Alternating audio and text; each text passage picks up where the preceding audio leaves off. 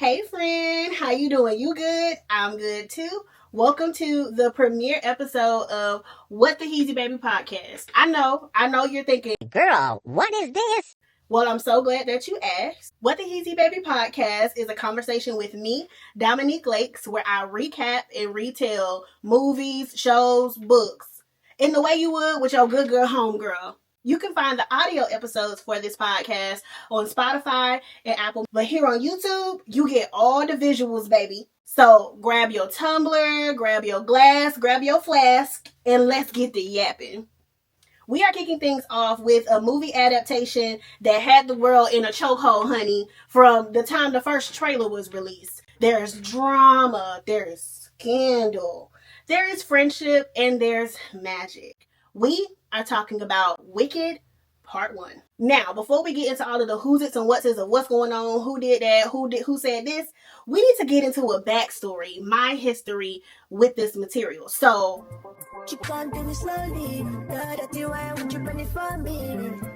as for me, I have been obsessed with Wicked since I was a preteen, okay? I first heard about the Broadway musical back in, I'm going to say 2010.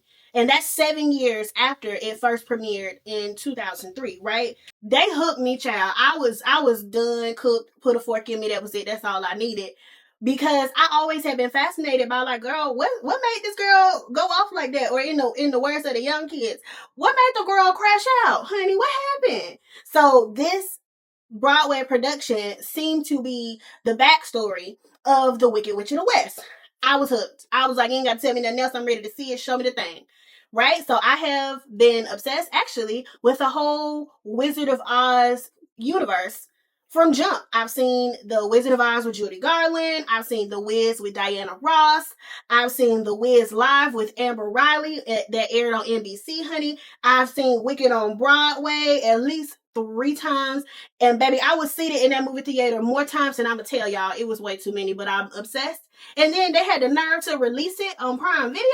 Baby, I bought it immediately. Immediately, I purchased it just because I have been obsessed. And I am a musical theater girly. I love a good musical. So this was right up my alley, honey. Now, I've also read the book. I know some of y'all didn't know it was a book, child. It's a book, okay? And the book is called Wicked, The Life and Times of the Wicked Witch of the West, okay? And the book was released on November 16th, 1995.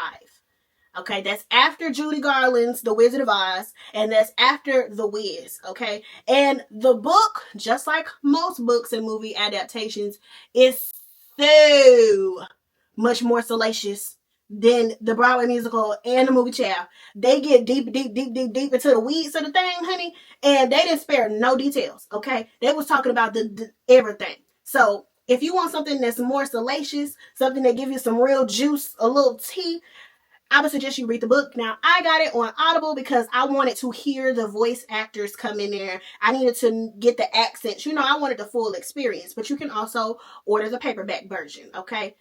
Go down to your Barnes & Noble, your good Amazon bookstore or something and get you one. They said that part 2 is going to be released in December. So when it's released in December, get your tickets. Go down to the theater.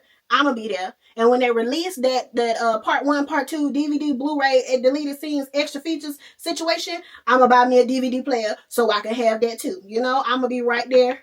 And I'm bringing back the DVDs. I need the hard copy, the kind that cannot be edited. So this will be the start of my DVD collection. You're welcome to join me. Thank you so much. Every iteration of The Wiz, The Wizard of Oz, the other productions, the cartoons, is completely different from the previous one before. This movie, Wicked Part 1, is a movie adaptation of the Broadway musical. So it is the most similar. But you know, of course, the movie takes its own liberties and expressions that you just can't do on the stage, which I love. Okay? So now we know how deep my obsession goes with the Wicked universe. Let's get into the backstory of Wicked itself, okay?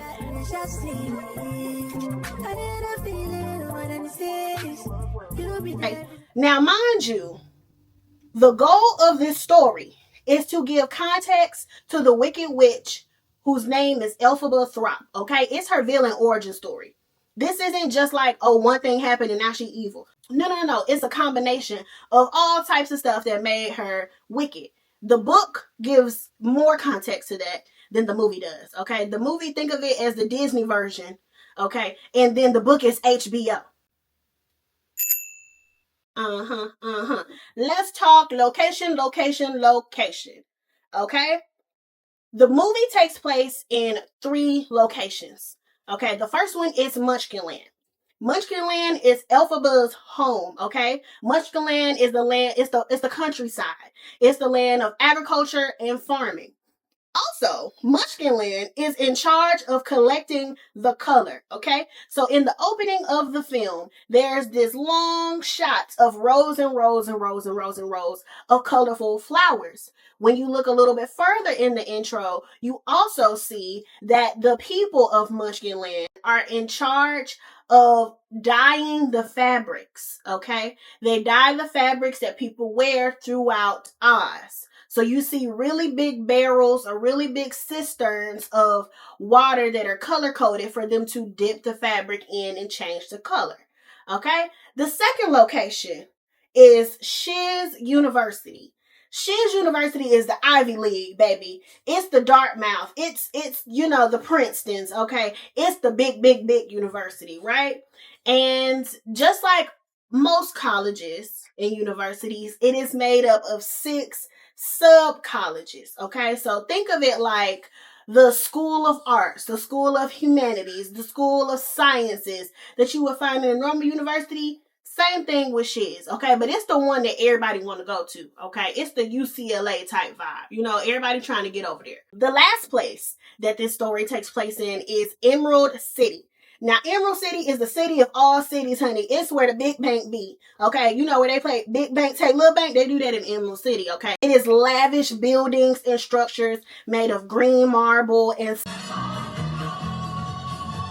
It's that, okay? It's where all the girls and the gays and the things want to be. Now, here's the tea. Here's the tea. Come in close. Wicked is really a true crime investigation story. It should really be called, and I'm going to rename it, True Crime Docuseries, Murdered or Missing. The story is flipped. So the end is already at the beginning. Okay, and we kind of backtrack to kind of figure out what happened, just like they do on First 48. Okay, so I have one qualm, one major issue with the Wicked universe. And that is, I don't understand why green people are so strange. I really don't get it. Like, they got talking animals, they got magic, and the people is totally fine with that. But let somebody be green. Let somebody be green. It's a situation. I'm not going to get in arms about it. I'm just saying, I don't get it. Now that we got that out, I think I got a call come in.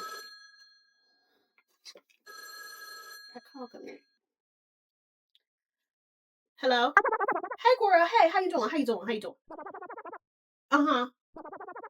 You said you want to know the story of Wicked, but you don't feel like sitting for 3 hours. I get that. Oh, and you don't really fool with the musicals like that, but you want to know what's going on. Well, I'm so glad you asked. So, girl, what had happened was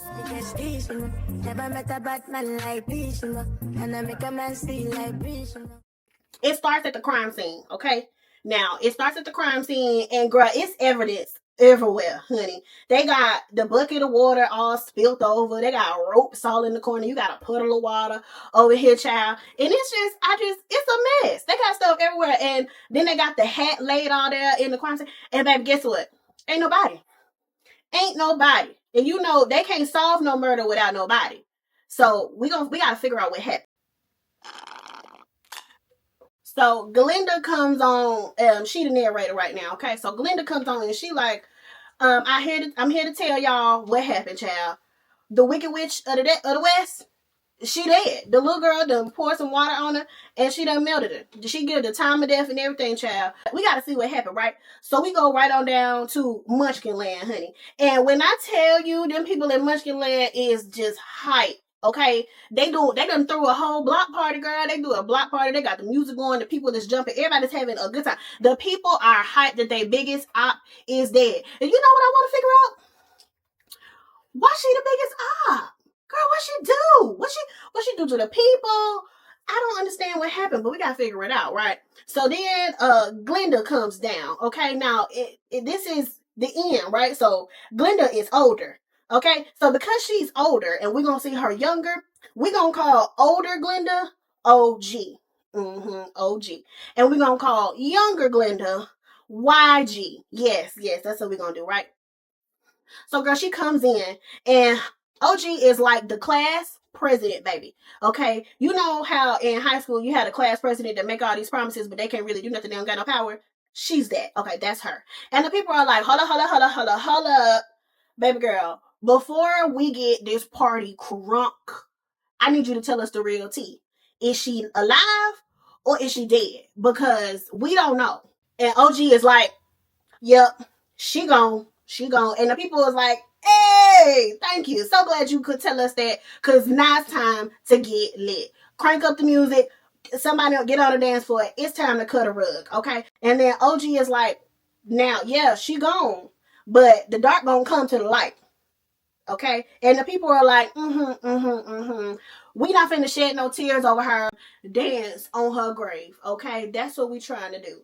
And one of the little girls, you know, friend, you know how kids ask the right questions but be asking it at the wrong time sometimes?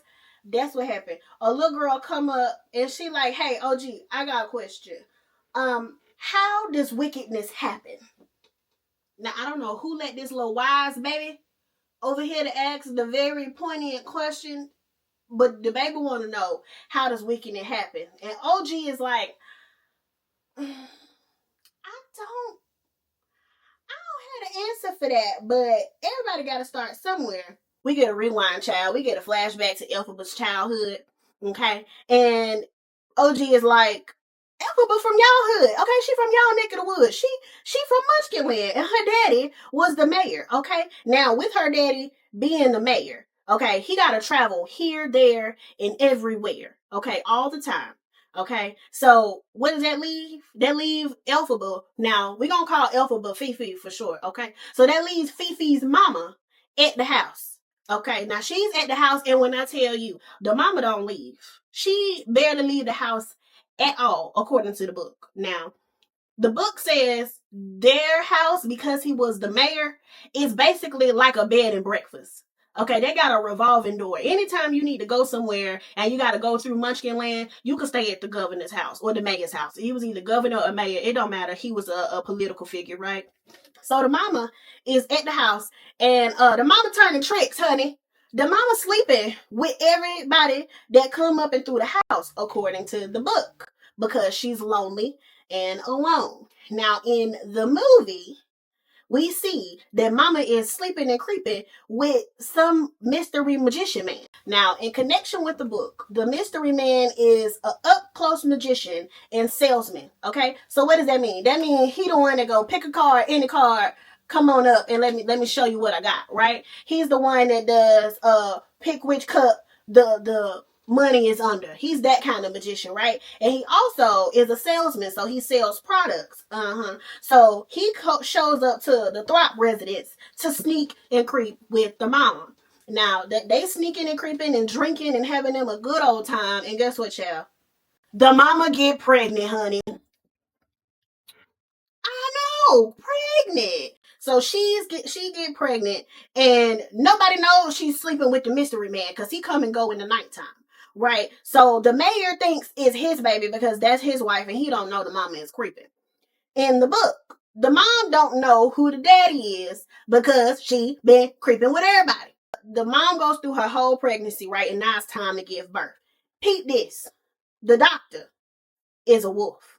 The midwife is a bear. And the nurses are human.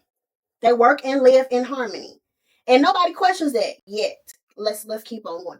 So the mama gives birth to a green baby, and everybody freaking out. Everybody like, oh my God, what is this? Who let this up in here? And I'm like, well, we know who ain't the daddy. We don't need more for this. We don't need more. We don't need no lie detector test. We don't even need no DNA. We know it's not you, brother. Right? Right. So mind you, the doctor like, it's a baby. She's healthy. It's a girl. She just green. And the daddy is like, no, she gotta go. She gotta go. So Fifi, the baby, is like, So she started cutting up with her powers, making stuff levitate and hit the ceiling. And the daddy is like, oh no, she got to go. Kiana, get the baby out of here. So the midwife, the bear, is like, let me grab this baby. And she takes the baby out and she's like, I'll take care of you. He doesn't know what he's doing right now. It's fine. So Fifi grows up, and now Fifi has a little sister called Nessa Rose. We're going to call her Nessa for short, right? The sister is not green. So we know at least the mama stopped creeping with whoever it was that's alphabet daddy. Okay, we know she done with that. But the sister is handicapped and wheelchair bound. Let me just tell you, in the book, the little sister, that's somebody else's baby too. That is not the mayor's baby. Okay, so the mama kept creeping. She was not faithful to that man.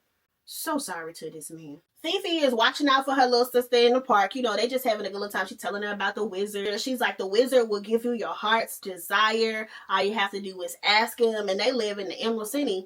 And it's green, but people still love it. So then some little kids come up. You know, kids is mean. Teasing her about being green.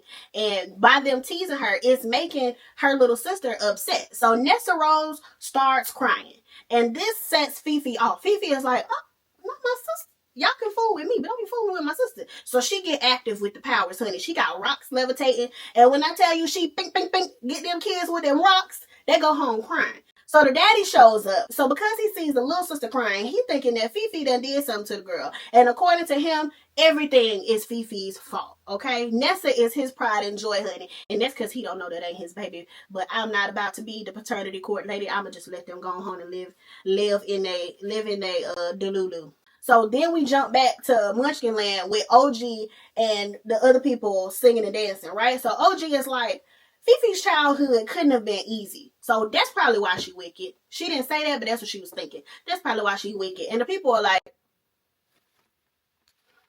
oh well, carry on. She get ready to leave. And one of the people come up and they're like, hold up. Wasn't she your friend? And everybody is like, well, hold up, we didn't know that. OG is like, yes, she was my friend. But that was a long time ago. Let me tell you what happened, right? So let's take it to She's University where they met. They met in college. According to the docket, honey, it's move-in day at She's University, honey. And it's time for move-in and freshman orientation. So everybody's in the loading and unloading dock, getting their stuff out so they can move into their dorm. This is where we meet young Galinda. Okay, so we're going to call young Galinda YG. So Bach is there too. And he sees her and it's love at first sight, honey. He can't get enough of Miss YG, okay? And he rips Munchkin Land hard. That's the first thing he say. I'm Bach from Munchkin Land. He let her know off rip. This where I come from. These my people. And YG is like, that's cute. Move out my way. So she sons him immediately. She's not interested in him in the slightest bit. And he is eating it up. He's like, oh, I can't wait to win her heart type vibes, right? So everybody is doing a good little singing, their orientation, you know, welcome song type things, meeting and greeting, right? So Fifi arrives. Now this is older Fifi, right? So Fifi arrives on campus to chaperone her sister Nessa because Nessa got enrolled into the university, okay? And instantly, all eyes are on my girl Fifi. Everybody is like, Who is that? Why is she green? And how she get up in here? You know, real discriminatory practice. But you know what I see? A baddie. YG don't like the spotlight not being on her, honey. Okay? She is not feeling the fact that ain't nobody paying her no attention. Everybody's paying her dust compared to Fifi. Now they looking at Fifi in disgust. Granted, but she want all the attention on her, right? So she does everything she can to bring the attention back to her. Like she starts singing over the people that's singing. She starts flipping her hair back and forth, getting all the attention on her. And she also sees Fifi and she does something to try to like publicly humiliate her. Fifi peep game immediately. She like, it's not fair for you to go out there and try to say you can do stuff that you can't do for people that you don't know in a situation you don't know nothing about. So keep all that to yourself. I said, all right. Gather the girls together. Tell them it's time to go. Okay? And why you don't like that? Of course, she wasn't ready for that. She's like, oh, how dare you talk to me in such a way? So then Elphaba's daddy shows up, okay, and brings Nessa Rose. From here on out, we gonna call him Deadbeat Daddy. All right, because he trifling. So Deadbeat Daddy burst through the crowds with Nessa Rose, making a scene because he yelling at Fifi, and he blamed everything on Fifi. He was like, why, you causing all of this attention on you? How dare you? Right? And he ignores Fifi and gives Nessa Rose a going away present, right? So he gives her the sparkly shoes that were her mom's, right? Now, mind you, Nessa and Fifi got the same mama. But he made sure Nessa was enrolled in college and got the sparkly shoes. And he ain't give Fifi nothing but heartbreak, and despair. Craziness. So they move on to the main hall, or like the quad, I'm gonna call it. So Deadbeat Daddy looks at Fifi as Nessa Rose goes off to make some new friends. He like, stay with her and make sure she good. Fifi is like, she got it. And he like, didn't I say what I said? Stay with her. Fifi is like, fine, I'll do what I gotta do. So they go to the quad, and this is where all of the students meet the teachers. They also get their room assignments, right? So the person that's presenting all of the teachers is like, welcome everybody to Shiz University. Look in front of you, these are your teachers. Some of the teachers are human, some of them are animals, right? Again, it's normal to have talking, mindful, sentient animals, but a green person is where y'all draw the line. I'm gonna keep going. So then we meet Madam Morrible. Okay, Madam Morrible is the dean of students, basically, and she's the head mistress of Crage Hall. She is the queen of the school because she's the only one with real magic, or the closest that any of them is gonna get to the wizard, and they worship the wizard. We are gonna call Madam Morrible Toxic Tina. Okay, and you'll see why in a second. So Toxic Tina is also a professor at the school. YG sees Toxic Tina is like, I gotta be where she at. Okay, she's what's happening. She got the power to take me where I need to be. I need to go over there and talk to her. So she goes over to Toxic Tina and she's like, oh my gosh, did you read my essay? I love your work. I want to be in your class. And Toxic Tina is like, I don't even know you. Your room assignments are over there. YG is like, I want to be a part of your seminar that you host. And Toxic Tina is like, girl, I don't even do that every year. And I only do that for a select students. Y'all remember how YG was playing at Fifi face when they was unloading and loading all the student stuff onto the yard, right? Karma don't be playing about my girl, okay? Karma. So everybody get their room assignments, and it's Nessa Rose's time to go get her room assignments, right? And so she run into one of the teacher assistants, Miss Cottle, okay? Fifi shows up behind Nessa Rose, which Nessa is like, Girl, what did you do right here? I'm trying to get my swerve on. Go home. And so Fifi is like, girl, daddy. And Miss Cottle sees Nessa Rose and she's like, hey girl, we got the message from your dad. I will be the one assisting you with everything. And both Fifi and Nessa is like, girl, I don't need help. I got this. I know how to do what I'm doing. The lady ain't listening, okay? The lady is like, yes, we're going to take care of everything for you. We got all your accommodations. Let me take you to where you're trying to go.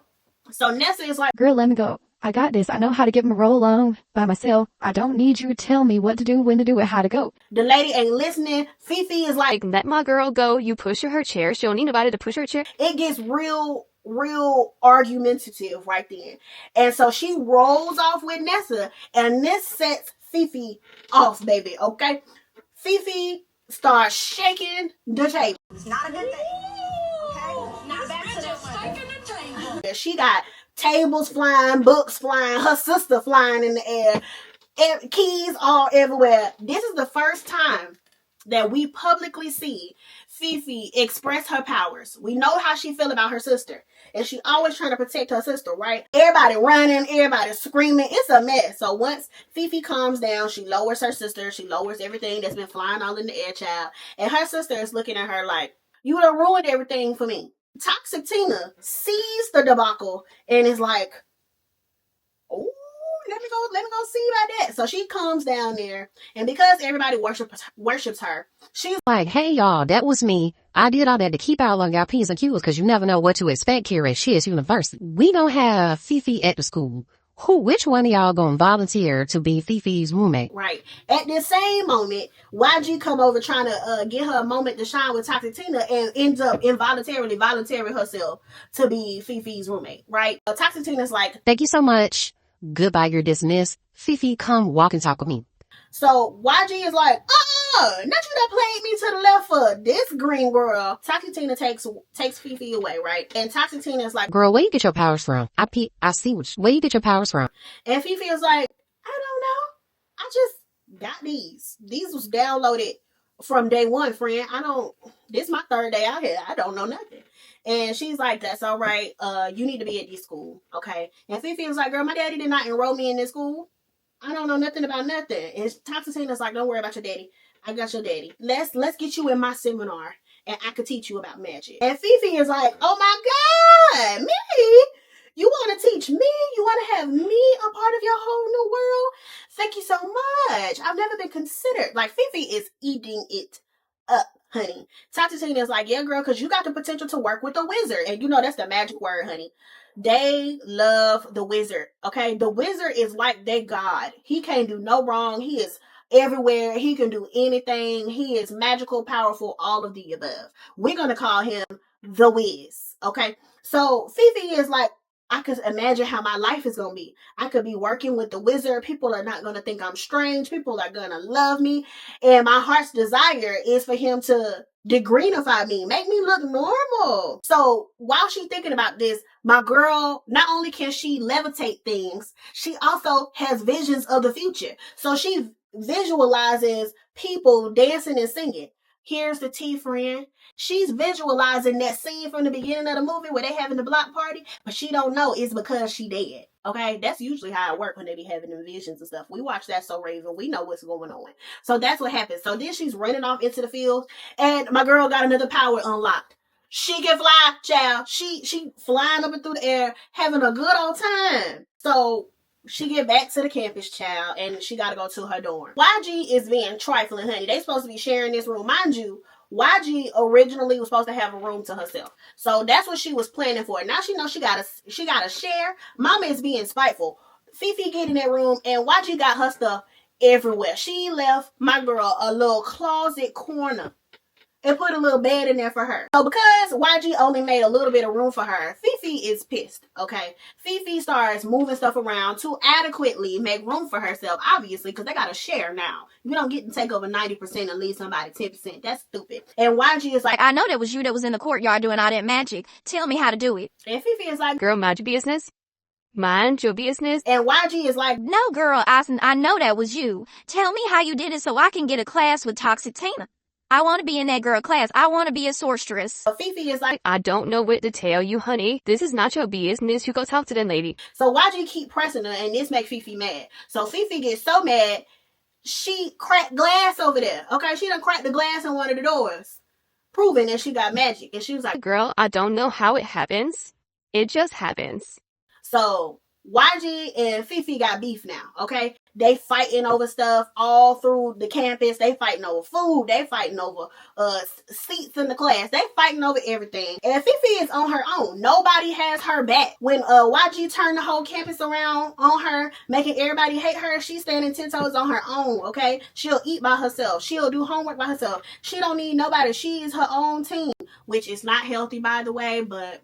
So then they go to their life science class, and this class isn't just about evolution. It's also about the history of things and how things happen, right? So then we meet the professor, Dr. Dillerman, who is a goat, a literal, talking, sentient, conscious goat.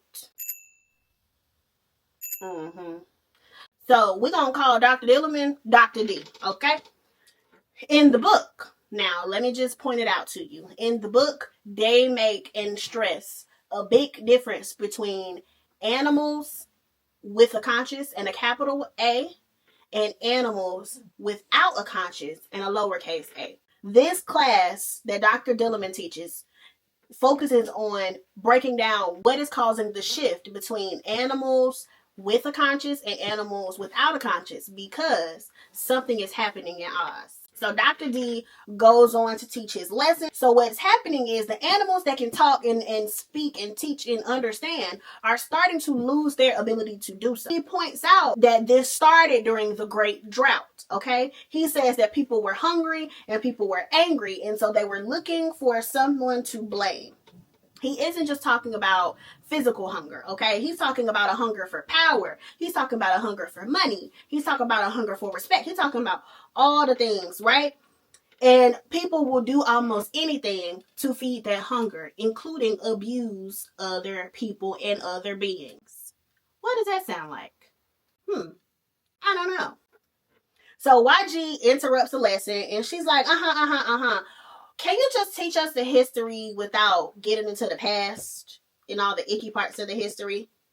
That privilege is coming in strong with this one. So Dr. D is like, moving on. So he goes on to teach his lesson. And when he flips the board, there's a writing that says animals should be seen and not heard. I think the reason why people are obsessed with this movie is because it's very correlating to what's going on now in this country. But this is not a political podcast. So this flipping of the board with this message is proving Dr. Dillerman's point in the prejudices that are coming about at this time with Oz. But this is also targeted towards him. It affects him, and it affects him so much he demands that someone tells him who wrote it. When nobody responds, he ends class early, okay? So everybody leaves out of the room except for Fifi.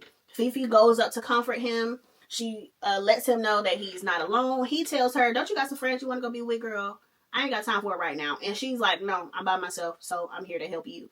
Mind you, remember, Fifi was taken care of by an animal because she was rejected by humans. So she has this connection to animals and those who are conscious that everybody else don't have because they were raised by other humans. So they go to the next class, and Fifi's next class is Sorcery Seminar with Toxic Tina. So Fifi is working on controlling her magic with Toxic Tina. She's struggling and getting frustrated because she cannot figure what triggers her powers. Toxic Tina done already figured out what's going on. She done peep game, okay? She's figured out that Fifi's powers are triggered by her emotions. So the more riled up you get her emotions and you connect things to her emotionally, the more you can get her to express her powers, right?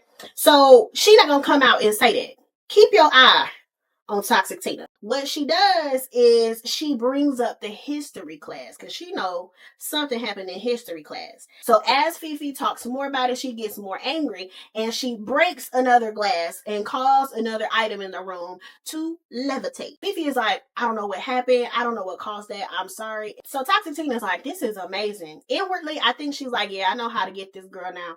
I peep her. I see what she got going on. I know how to get her. Cool. And Fifi is none the wiser. These are the type of people you gotta watch. These are the type of people that you gotta watch, okay? Keep your eye on them. So Toxic Tina sees what Fifi can do with her magic, and she's like, I gotta let the wizard know about this. The school day ends. Fifi finishes her class with Toxic Tina. Now, I don't know what time of day she went to class because the sun was out. But by the time my girl left, it was dark, okay? So that was a long class. So Fifi is leaving her class, and as she's walking out, she sees Dr. D in the courtyard, okay? And so she goes to him to try to figure out what happened. Do you know who wrote on the board? What are we going to do about this? She calls out to him, and he ain't hearing it, baby. He is booking it off campus. So Fifi follows him down the river and through the woods, child, and they end up in a cottage somewhere off campus. I don't know about her, but I would have waited until tomorrow where the sun's out because it's dark and we in the middle of nowhere. Granted, we are on the university campus grounds, but you don't know this man. This only your first week of class, girl. What are you doing? She don't have no awareness of danger. None. She ain't peeped nothing. Anyway. So she follows Dr. Dillerman.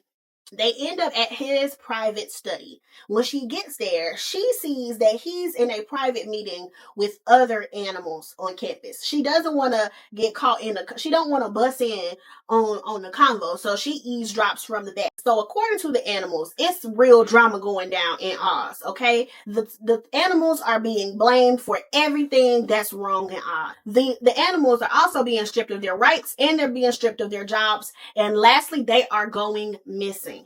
Okay, scary stuff. Sounds familiar. Sounds real. I will back away from that. So while Fifi is listening by the door, she has another vision. And in this vision, she sees a goat that looks a lot like Dr. Dillerman in a basement in a cage, and he can't talk. She jumps back because this scares her. Me too, sister. Me too. I would have jumped back too.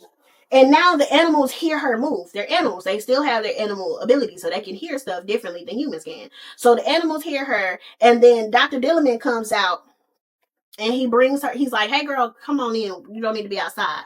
By the time she gets in there, girl, all the animals is gone. They done got the heck up out of Dodge, okay? Obviously, because what they're talking about, they can lose everything for it, so they don't want to be caught in the crosshairs.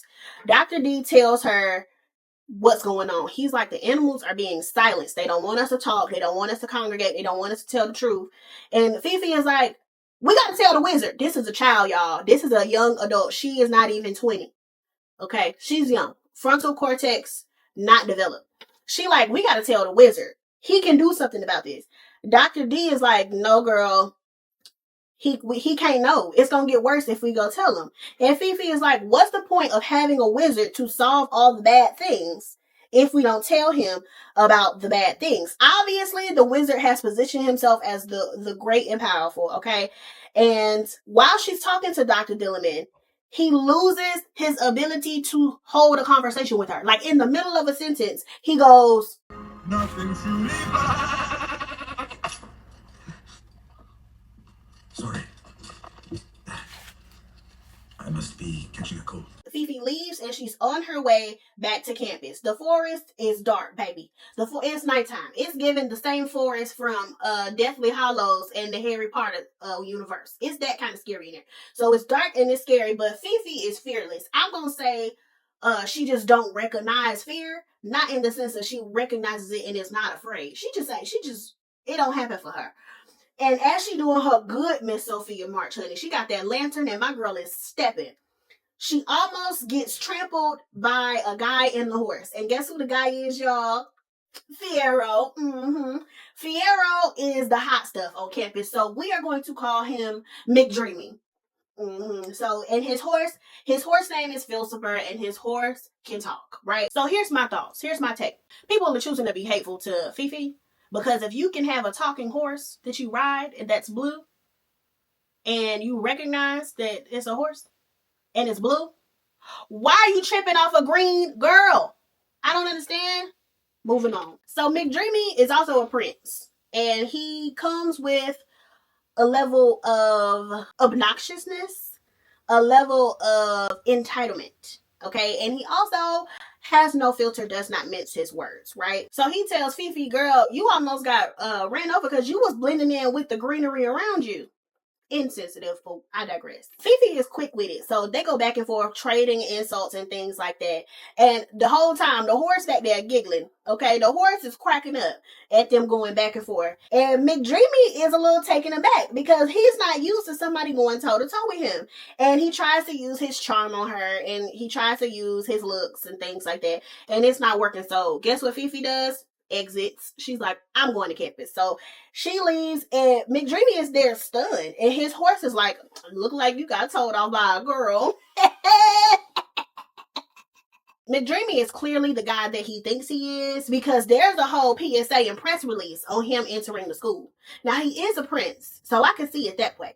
But when I tell you the people are scrambling to meet this man, they done lined up in the courtyard. YG, she done got the newspaper press release, and she's getting her good stuff on. Okay, she doing her hair, she doing her makeup, she getting her outfit together, got on her good tall heels to go meet this man. So everybody all in the courtyard, all fawning all over him, getting weak in the knees. So YG sets her sights on him, and she make her way, honey. She go right over to him, and they start flirting. They start flirting off rip. And you can tell they got chemistry. Like they the same kind of people.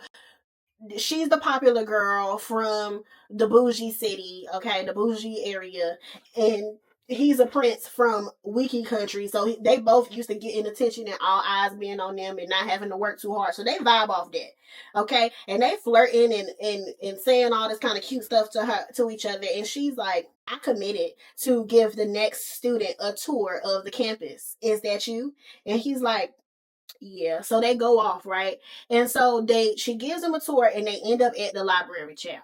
Now, I don't know if YG ain't never stepped foot in a library a day in her life, but she go up in there and she don't know nothing about nothing. She don't know nothing about, she ain't never seen a book type vibe, right?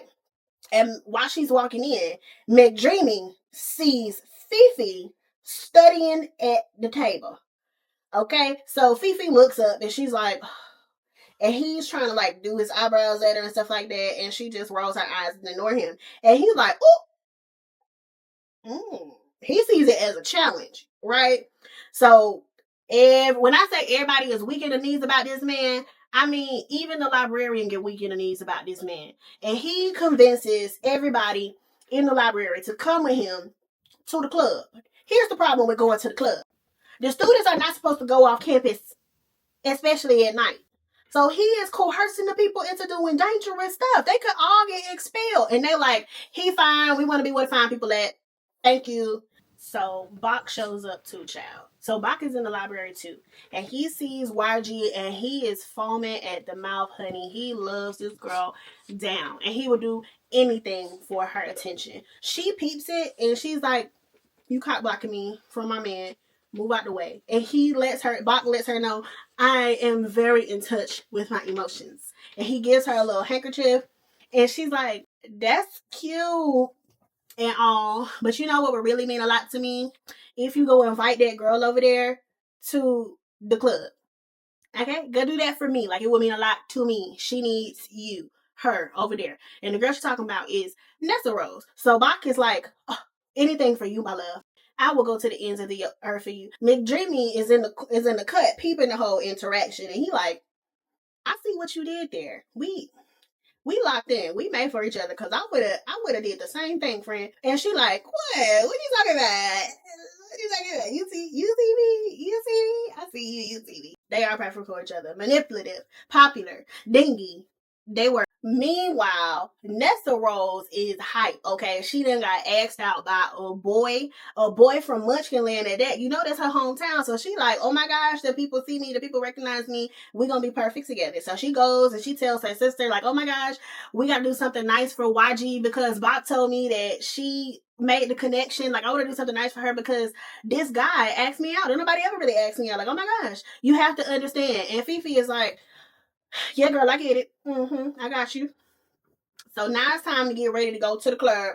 And everybody know you got to get ready to go to the club. You got to pregame with your friends. That means all of y'all come together and y'all get dressed together. Y'all hype each other up. Y'all take all your pictures. You know, the vibes. That's what's happening in YG dorm room, okay? She got her friends there. They getting dressed. She talking about McDreamy. They giving googly eyes. Everybody is hyped until one of her friends pull out a black hat, honey. And he's like, girl, this hat is ugly. Why do you have this hat? And most importantly, why did you bring it here? And YG is like, child, my grandma gave me that hat, and I don't have the heart to tell her this hat is ugly. And I don't hate anybody that much to actually give it to them. So they all look at each other and they like, and she's like, oh, I can't do that. And right when she says this, Fifi come to the dorm, okay? She comes to the dorm and she's looking at everybody like, hey, what's tea? What's going on? And YG's friends is like, oh, nothing, girl. You look so cute. I love your situation. It's just so nice. We gotta go. So they leave. YG is looking at Fifi, and Fifi just came back from sorcery class. You could tell by the books in her hand. And this pissed YG off. You could see the hateration load in her eyes. I have a theory. No, this is not in any of the books. This is not in any of the adaptations or nothing. I'm just peeping with my mind's eye what's going on the screen in front of me, right? Something is happening behind the scenes between YG and Fifi. Okay, they in this dorm room together. I feel like they confide in each other and they are building a friendship. Okay, one that's out of the public eye. She don't realize what is happening. She don't realize that she being played to the left. She just is like, this is odd.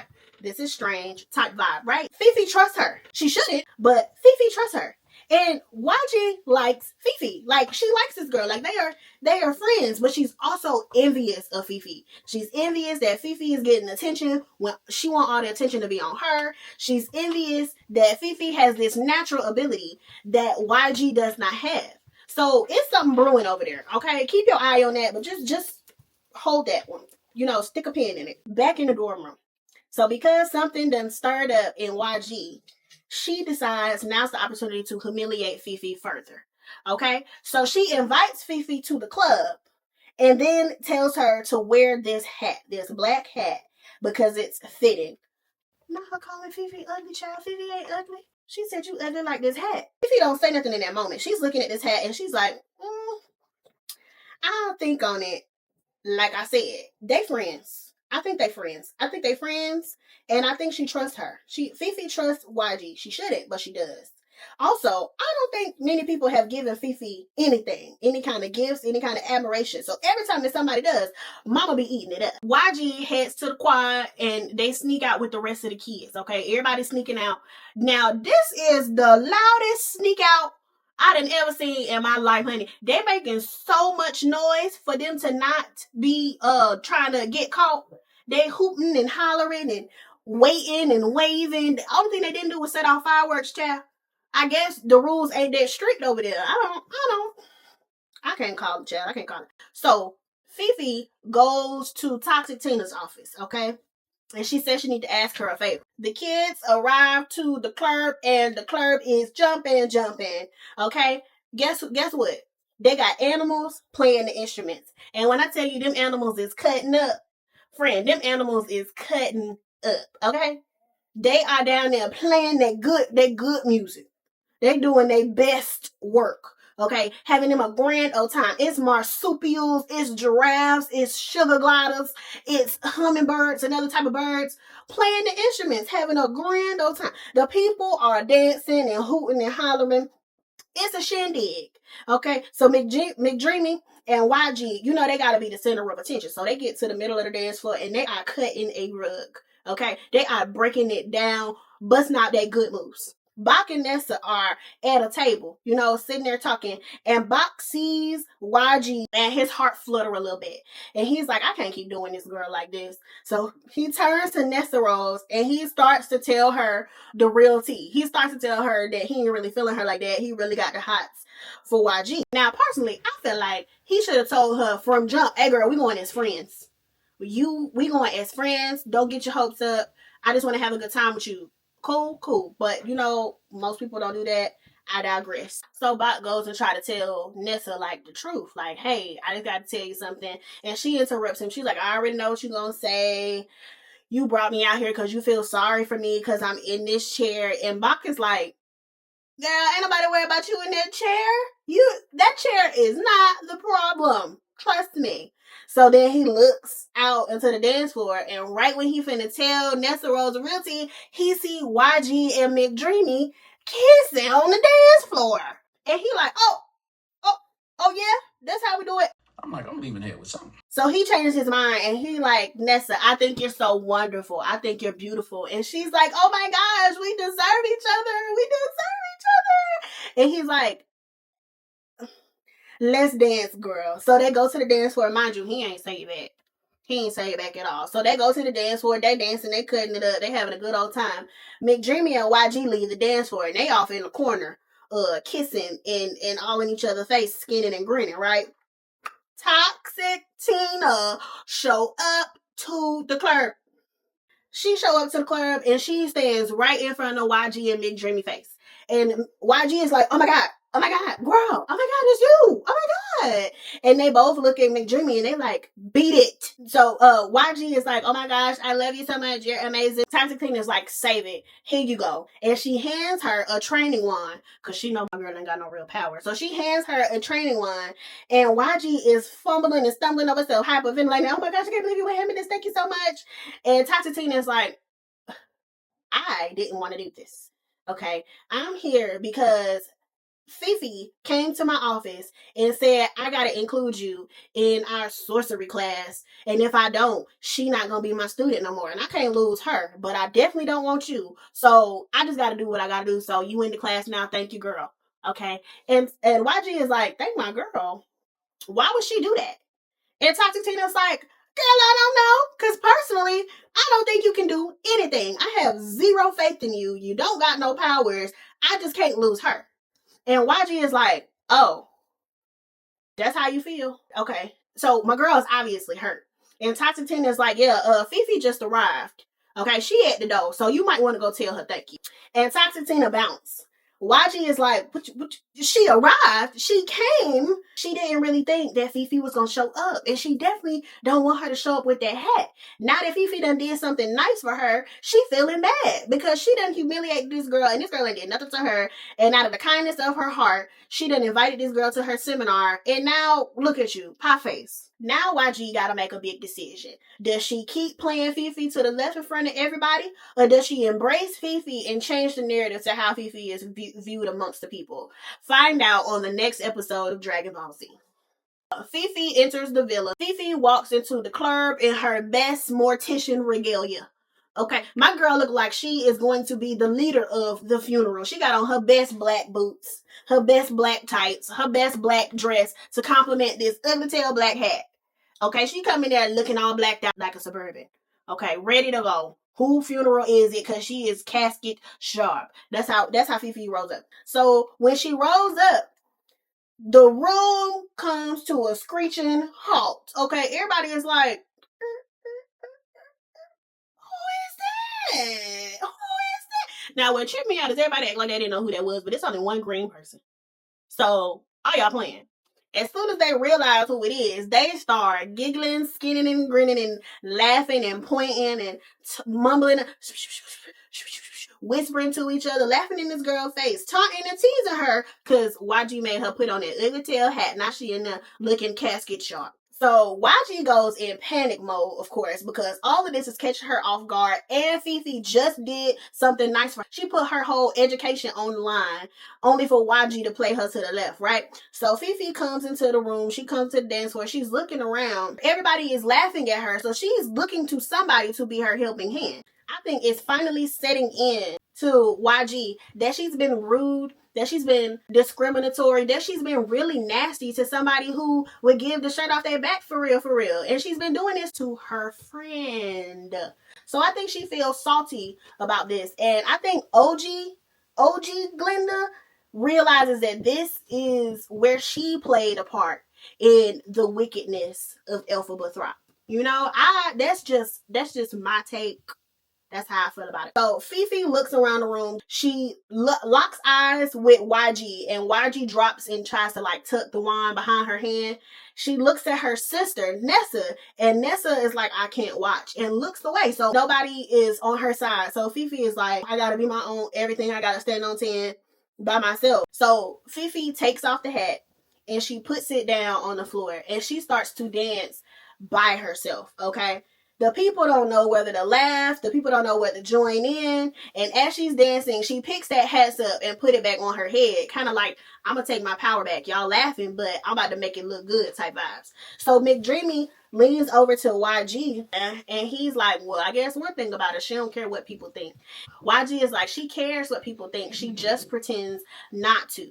This is something they both have in common. They both care what people think about themselves, but they have to pretend that they don't in order to protect themselves. Mind you, these are still young people. Like, they are under 21. So I could understand some of the struggles that they're having. They don't give you a license to just be nasty, though. Moving on. Guilt is climbing up YG's neck, honey. She is about to choke on the guilt. She is feeling so bad, right? And McDreamy is looking at her like, why you acting like this? It's not like it's your fault. She don't have a heart to tell him, girl. She don't have a heart to tell him, it is my fault. I'm the reason why everybody is teasing her. I'm the reason why ain't nobody looking out for her. I'm the reason why the whole school turned against. She don't have the heart to say that. And the truth is, she been setting Fifi up since day one. Since day one, when Fifi came on the campus, she been setting her up for the okie doke. The sad part is Fifi been falling for it every time. Every single time, Fifi been falling for it. Ain't that crazy? So Fifi locks eyes with YG one last time, okay, to see if are you gonna ride with me or are you gonna be against me? Which one is gonna be? And this is a defining moment in their friendship, because mind you, I believe they got a friendship behind closed doors. Okay, I believe they're real good girls behind closed doors. So this is YG's chance to do what needs to be done, right? Or show Fifi once and for all you ain't really that girl. It is at that point when they lock eyes that YG makes her decision. She meets Fifi on the dance floor and she starts to dance with Fifi. This dance sequence is one of the most powerful scenes in the movie. So they started dancing. And this is the first time that YG publicly and clearly accepts Fifi, right? Against the expectation of the people around her. Fifi started crying. Okay, this touches her. Fifi starts crying because nobody has ever stood up for her before. And this demonstration from YG is the first time that someone has decided to stand up for her and support her in her decision to just be her most authentic self. So McDreamy is watching this take place, and it shifts something in him. He starts to see Fifi different. Okay, we don't know what shifts, but something about him changes a little bit towards Fifi and away from YG. Okay, keep your eye on that. Seeing that YG has accepted Fifi, the whole school, everybody at the club, everybody at the school about to start accepting Fifi. So they all join in on the same dance that YG and Fifi was doing. Something shifts in McDreamy though. He stops dancing, and when he stops dancing, he sees YG and Fifi laughing as they leave the club. Okay, the girls are out of here, right? And they go back to their dorm, and it's the whole slumber party. YG gets the bright idea, let's play a little game, right? And she's like, let's reveal secrets to each other, basically cementing their bonds as friends. And YG is like, I got a secret for you. Me and McDreamy is getting married. And Fifi is like, do he know that? And YG is like, he don't know. And so YG is like, it's your turn, girl. And Fifi is like, I don't have a secret to tell you. YG is like, you got something to tell me. What's this green bottle that you be having under your pillow? Now, YG be playing dinky. She be playing like she don't know nothing. But my girl is very observant. She be peeping stuff. She just don't say nothing. She be watching, right? So Fifi is like, give me my bottle back. It's the last thing that I have from my mom. And YG is like, I gave you a juicy secret and that's all you got for me? You ain't got nothing else? Fifi is like, okay, fine. My father hates me. And YG is like, oh. And Fifi like, that's not the secret. So my dad blames me for my sister being born paralyzed and for the death of my mother because my mom never woke up after Nessa Rose was born. YG is like, this is not your fault. Don't take responsibility for that. This ain't got nothing to do with you. You didn't do that to the mama. You ain't do that to the daddy. You ain't do that to the baby. That's not your cross to bear, right? To brighten up the mood and further endear each other together, YG is like, can I give you a nickname? Let me call you Elfie. YG is like, I'm going to do something for you, okay? I'm going to make you popular. That's her only magic, real tea. YG's only magic is she can make people like her. Okay, she can make people like her. She can get people to do what she wants them to do. YG is a master manipulator. But the real question is, why would she want to make Fifi popular? I think that YG feels bad about how she led people to mistreat Fifi. Okay, she doesn't take accountability for her actions though. Instead, she tries to make Fifi more popular, make her likable, make her flamboyant, make her extra, make her confident as a way to kind of like amend her heart. I don't know. You could just admit your faults, but that would be too much like right, and the movie will be over at that point. To double down on her trying to build Fifi's confidence, she looks at her and she calls her beautiful, which she is, but she means it truly. And this compliment breaks that final wall that Fifi had up with YG. It makes her cry because nobody has ever complimented her in such a way. So Fifi leaves the room to collect herself, and YG is like, I'm going to make you popular, and you're going to like it. You're going to have to fight it, but you're going to like it. But you will never be as popular as Mibuki. Next, later on, they go back to their life sciences class. Fifi comes into the room with poppy flowers because Dr. Dillerman had mentioned that those are his favorite flowers, just like they're hers. So she brings the flowers to the class, and she tries to give them to Dr. Dillerman, but Dr. Dillerman is like, not right now, Fifi.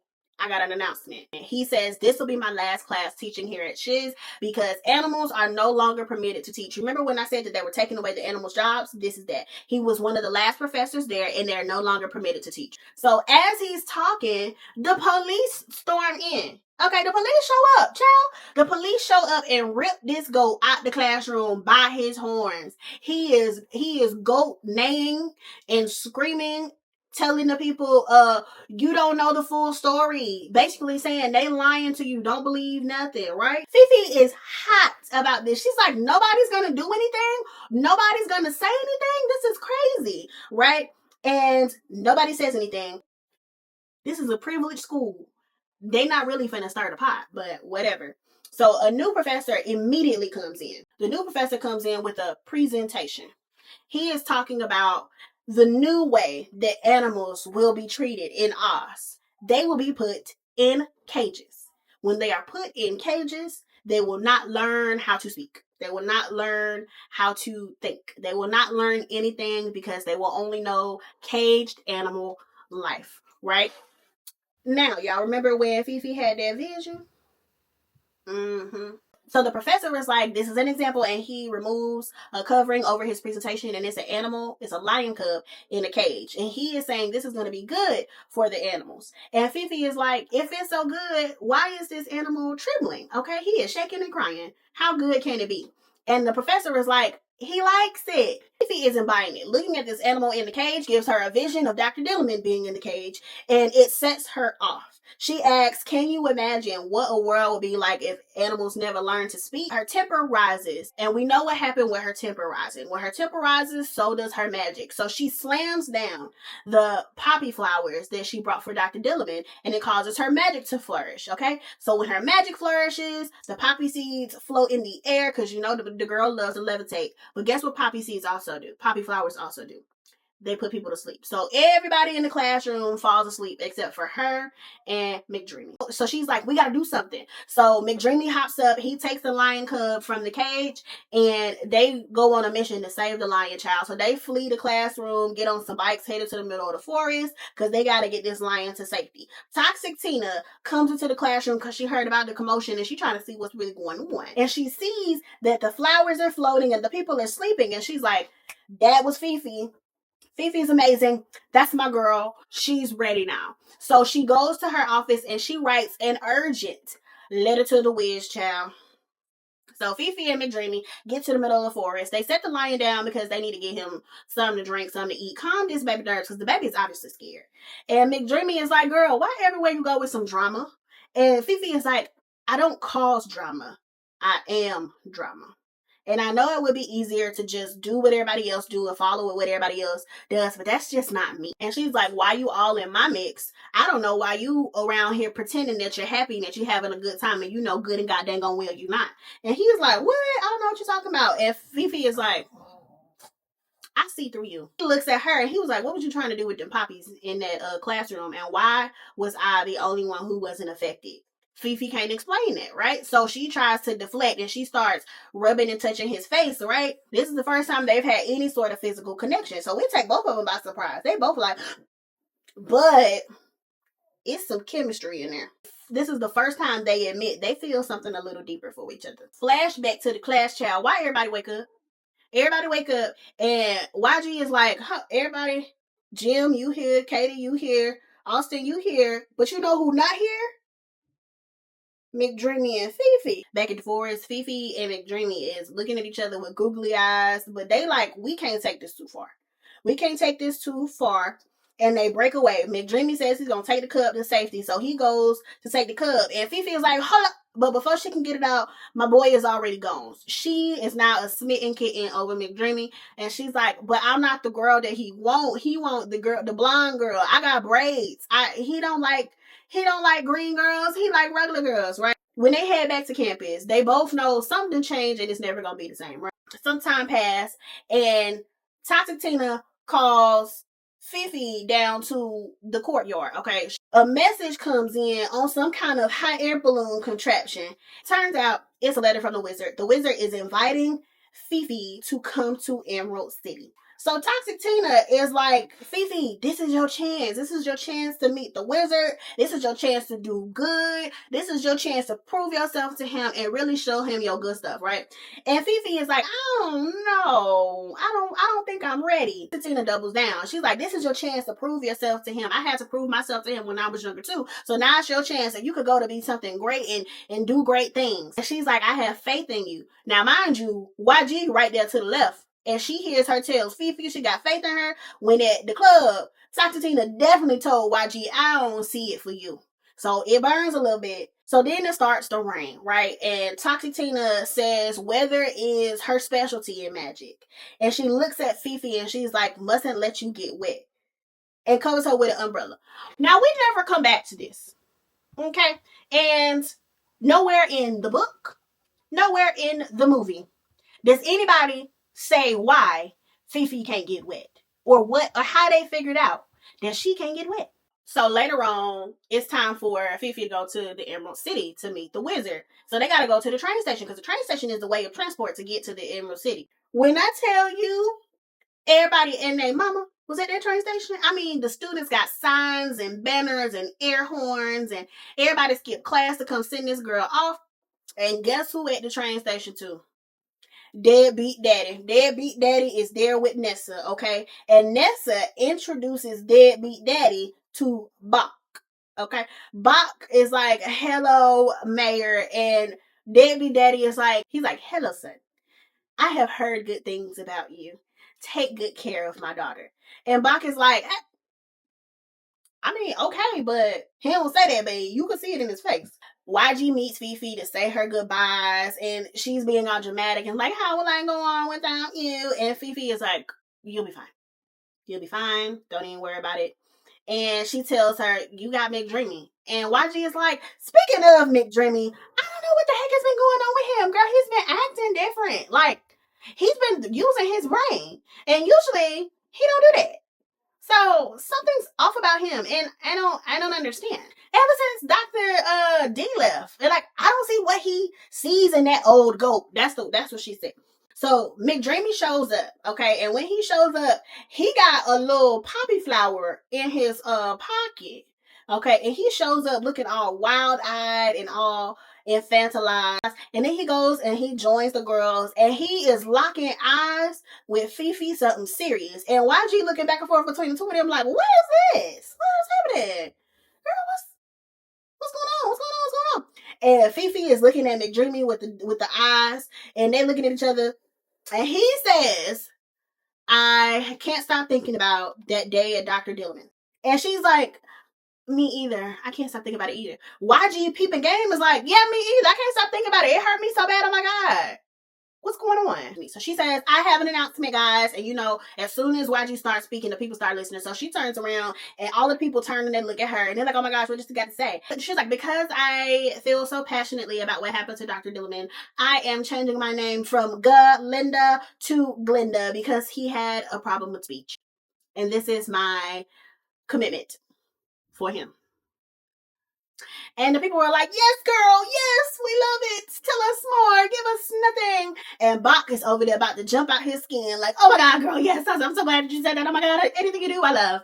Nessa Rose sees him acting all crazy and she's like, oh, And homegirl rolls out. She says, peace. I gotta go. Meanwhile, Fifi and McDreamy still over in the corner looking at each other with the googly eyes. You know, saying without saying without saying. Okay, they over there looking at each other up and down, batting eyelashes, smiling, getting the grin.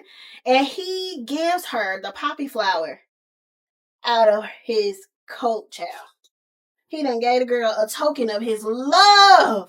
YG is like, what is this? What is going on? I don't understand what's going on. And then McDreamy leaves. YG is like, I don't even know why I just did that. I don't even know why I changed my name. That's so stupid. And here he is running off without saying goodbye. I don't understand. Fifi is like, girl, it don't matter what your name is. The people are going to love you anyway. And she's like, I don't want them to love me. I want him to love me. The one person that don't want her, she won't.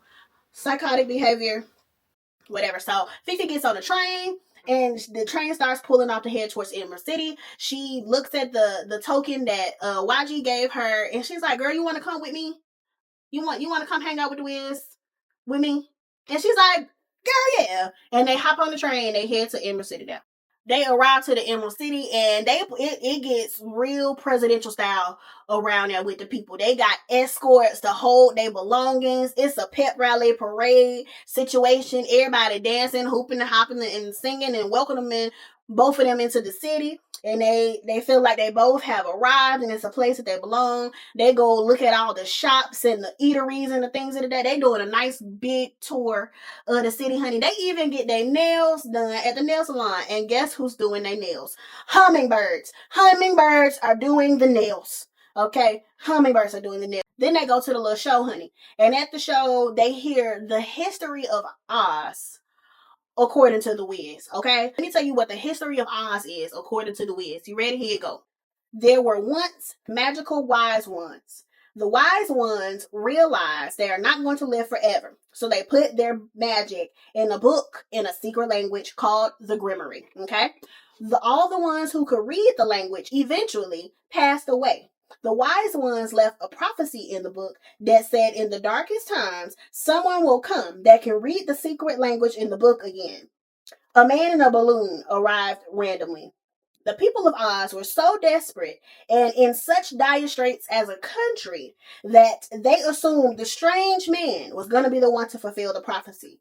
They gave him the book and he attempted to read it. Child, he could only read one word. He was just saying one word over and over and over and over and over again. Okay? And because the people couldn't read it, they believed that he was the wizard and was the one to fulfill the prophecy.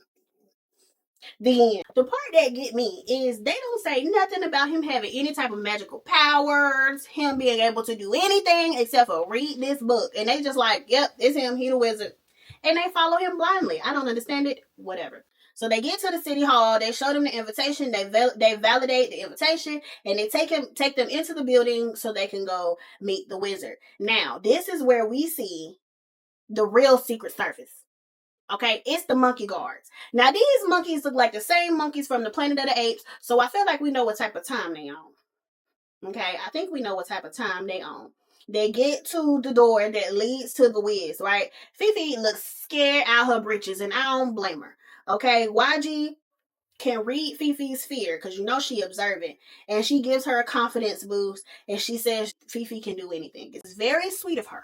I feel like YG is constantly fighting her love and her jealousy of Fifi, but that's just me. They get into the room, child. A robotic wizard head thing comes down and is talking to him with the spooky voice, and it's all pyrotechnics and smoke and flames, and it's real scary. And the wizard is like, I'm the Oz great and terrible. Now, if this somebody first time meeting you, why would you say I'm terrible? Why would you say that? That don't make no sense. Anyway, he says, I'm the Oz great and terrible. State your name and state why you're here. The girls don't say nothing because they shaking. Okay, they scared. He like, say something real loud and powerful. And Elphaba's like, okay, I am Elphaba Thop. I got an invitation from the wizard. The robotic head is like, Fifi, that's you, girl. Let me come on down. The robotic head gets all back into position. And then this comes. This is what happened. What's up? A man.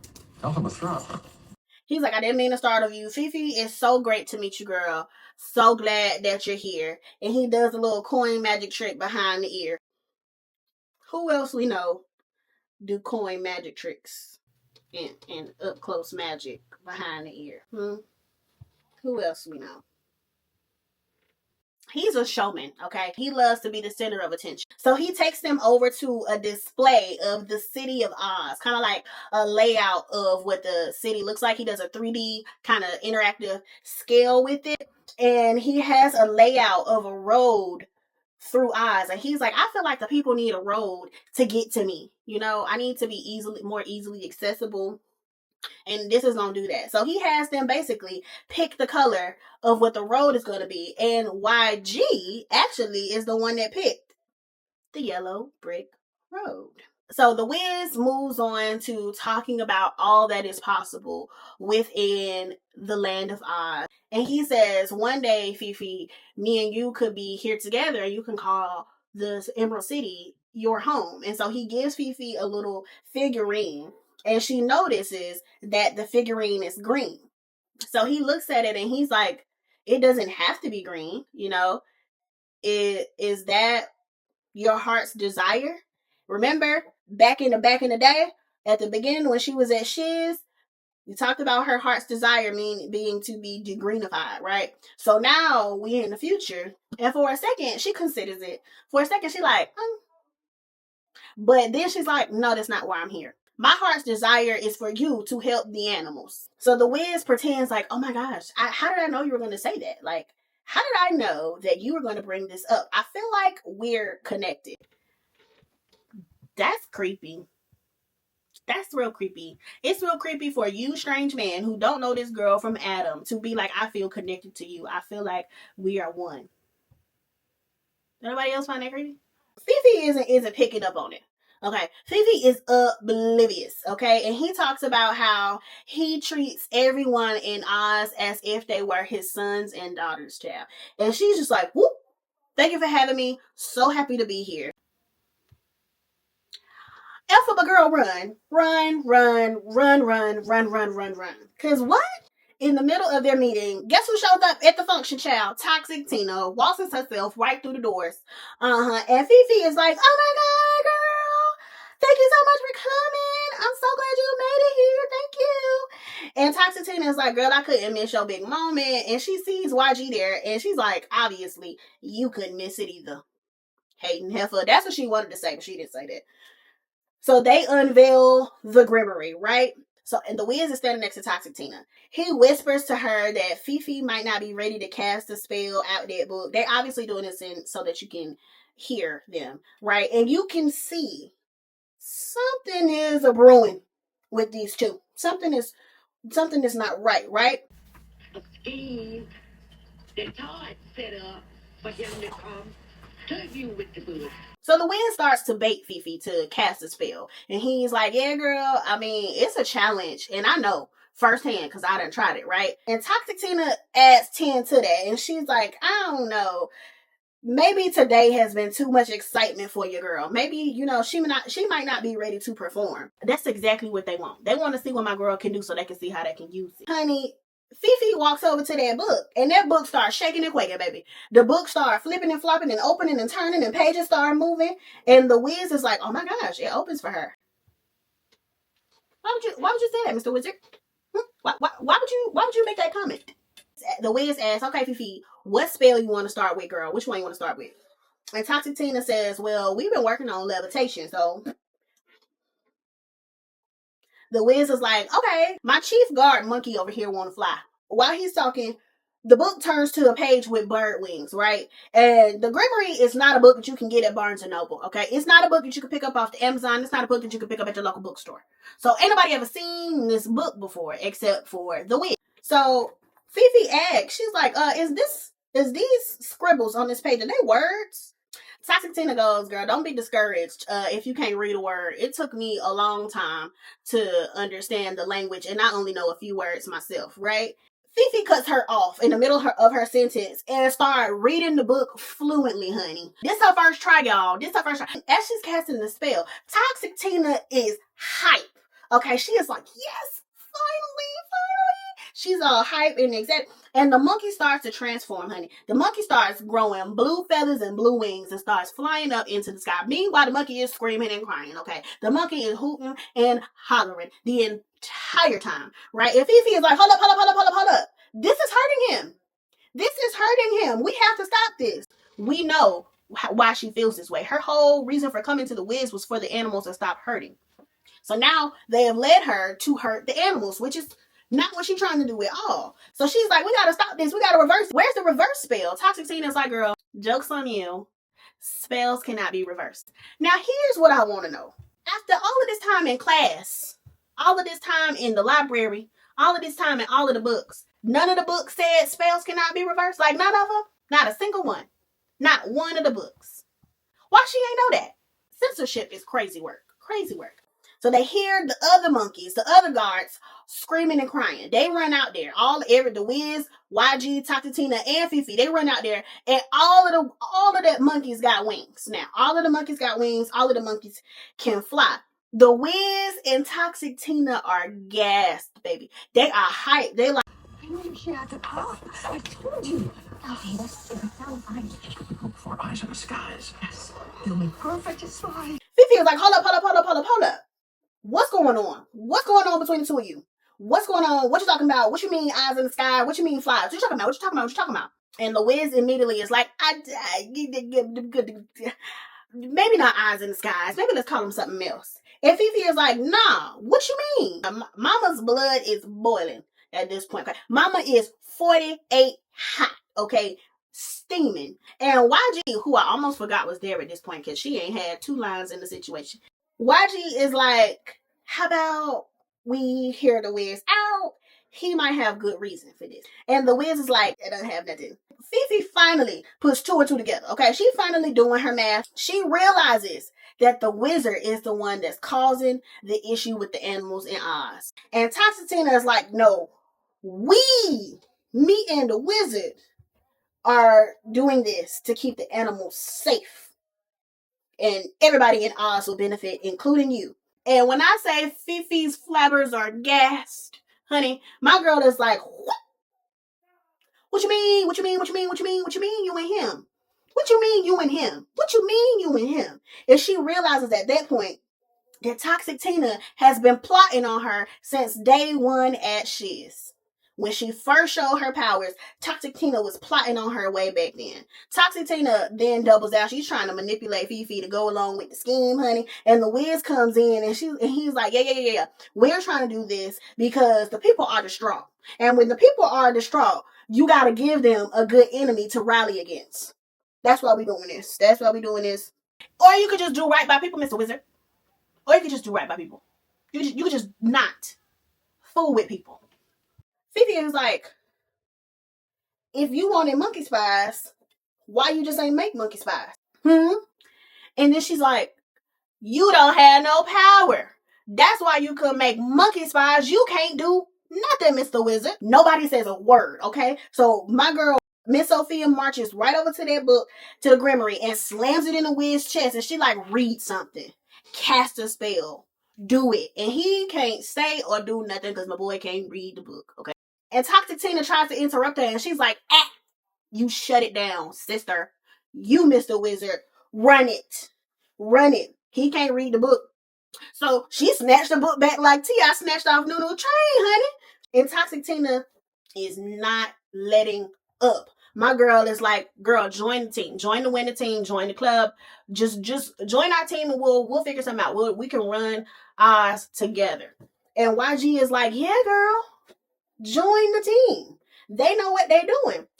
YG don't want to lose her position, okay? She finally made it to the Emerald City. She finally met the wizard. She at the top of the top right now. She like, girl, don't mess this up for us. I'm trying to stay in good with the good people.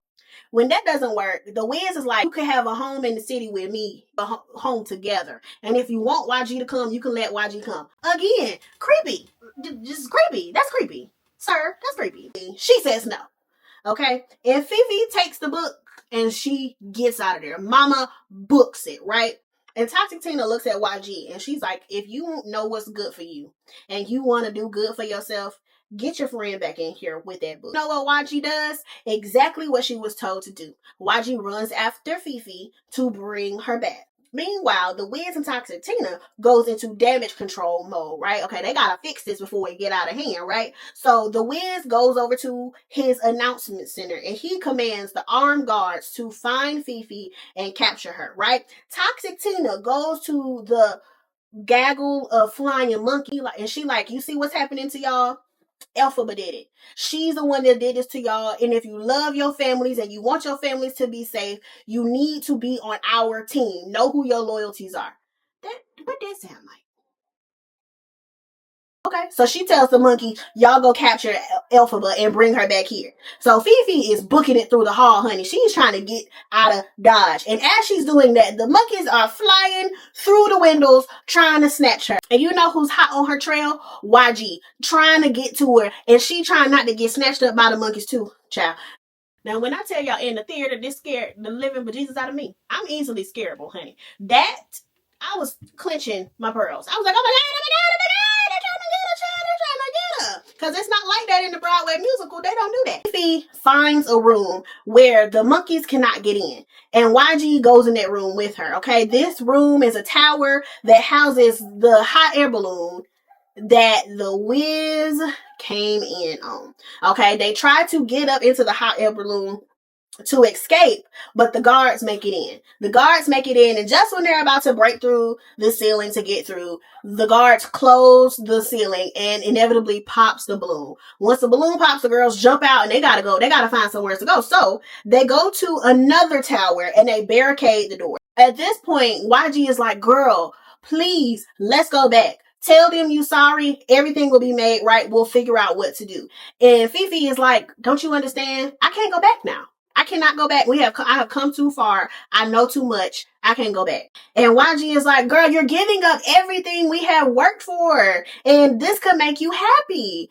Fifi is like, YG, I hope you're happy. I hope you're happy with the choices that you're making, because you're making choices to feed your own desires and feed your own ambition. I hope you're happy with that. Meanwhile, Toxic Tina on the announcement system for the whole city of Oz, making Fifi out to be a villain. She's like, yeah, she changed these monkeys. She stole from the Wiz, and she a wicked witch. Don't trust her. She ain't safe. She is the op. Now we see what made her the op child. So Fifi and YG hears this announcement, and it settles in Fifi. I can't turn myself in. If I do, it's going to be the end of me, and everything is going to get worse. YG looks at her, and she understands. And she's like, don't be afraid. Don't be scared. And Fifi is like, I'm not scared. Fifi ain't been scared the whole dang time, okay? Fear does not know her. She does not know it. She's like, the wizard should be more afraid of me, period, because my girl got the real power, right? And YG tries one more time to convince Fifi to go back. Everybody and their mama is after my girl. All the guards, all the monkeys, everybody's on high alert trying to trap my sister, right? Fifi looks around in this tower, and she like, the only way I'm gonna get out of here is I gotta jump. She casts a levitation spell because she still got this book. And she's thinking she's casting it and is gonna give herself wings, right? And it doesn't work on her as it did with the monkeys. So YG looks at her and she's like, baby, you're not as powerful as you think you are. That right there would have got her slapped. That right there would have been the moment that we went to squabbling. Because, what? Who are you talking to? I digress. Fifi hears what YG says and believes it for a split second. And then they hear a rumbling and tumbling, and it turns out that instead of giving herself the ability to fly, Fifi has enchanted a broom and caused the broom to levitate. So then the human guards finally get up to them, and they banging against the door. They're trying to get through and trying to capture this girl. Fifi is like, okay, YG, one more time. Come with me. We can be magical together and change this world together. I don't know what magic YG gonna use. I don't know if she gonna like borrow some of Fifi's. But Fifi said they could do something together, child, so I guess they can, honey. YG realizes she can't give up everything for Fifi. She can't. So instead, she sends her away with her love. They have this heartfelt moment of tears, and this is going to be a moment that changes us forever. So she wraps Fifi up in this cloak, and the guards finally break in, and she sends her off and wishes her well. When the guards break in, they capture YG. And Fifi turns around and is like, it's not her you want, it's me. So she dodges the guards, and my girl turns and jumps out the window, child. She jumps out of the glass windows and falls until she learns to fly.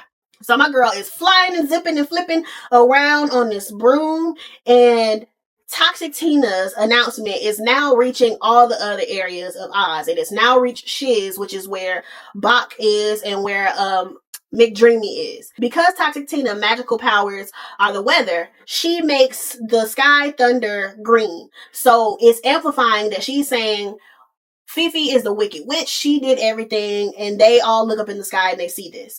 Also, the message has reached Munchkinland. Nessa Rose is there with Deadbeat Daddy, and upon hearing the announcement, Deadbeat Daddy actually has a heart attack, and I think he died. Nessa Rose is pissed, honey. She feels like her sister has stolen everything from her, right? So then we see McDreamy ride off on his horse, okay? We don't know where he going. I guess we'll find out in part 2, child. Back at Emerald City, we see that Toxic Tina has gotten up to the tower and takes YG into her arms. It looks as if she's initiating her into the scheme, child. She pulls her right on into the fold. So Fifi turns around on her magic broom and she's like, if you're looking for me, I'm gonna be in the West, okay? No one can stop me. No wizard that is or was. None of y'all can touch me. Nobody can bring me down, child. And she rides off into the sunset. And that was the end of the movie. That final 10 minutes, when I tell you I was in that theater, boo hoo hoo hoo hooing. So yeah, girl, that's Wicked Part 1, child. Part 2 come back in December. So when that come out, call me back and let me know if you need me to tell you what happened again. All right? All right, I'll talk to you later. Bye. All right, friends, guess what? I have something for you.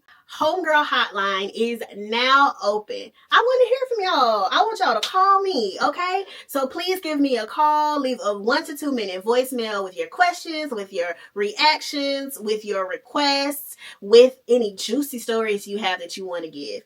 Please keep your voicemail under 2 minutes, okay? If it's any longer than 2 minutes, I cannot guarantee that your entire message will be able to be showcased. So, thank y'all for joining me on the Heezybaby Podcast, and I will catch y'all in our next Yap session.